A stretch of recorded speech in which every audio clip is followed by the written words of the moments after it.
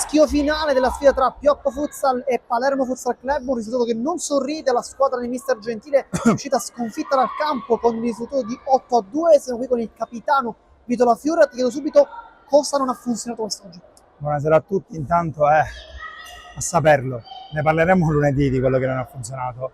L'unica verità è che loro sono stati molto bravi, bravissimi, e noi siamo rimasti un pochettino sulle gambe, loro molto aggressivi, noi un po', ti so dire, troppo voglia di fare bene, siamo rimasti sulle gambe.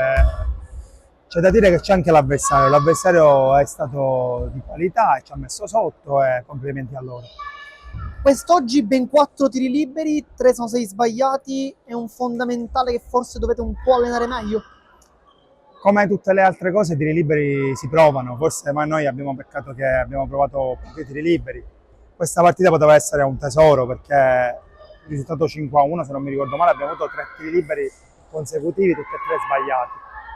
Ci alleneremo, cerchiamo di fare meglio anche nei tiri liberi.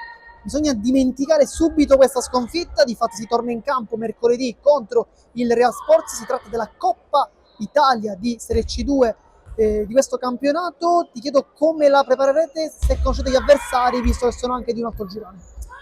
Allora, le sconfitte sì, dimenticare sì, però da ogni sconfitta puoi imparare qualcosa. Dico, cosa c'è da prendere da un 8-2? Niente, la lezione di vita, la lezione che in campo ci hanno messo sotto, di entrare magari un pochettino con un piglio diverso. Fare tesoro delle piccolezze, quel poco che c'è stato di buono lo devi prendere come insegnamento, tra virgolette. Per quanto riguarda la partita di mercoledì, noi la prepareremo come sempre già da lunedì negli allenamenti. Non conosciamo bene gli avversari perché sono di un altro girone, ma noi la prepariamo bene a prescindere dall'avversario.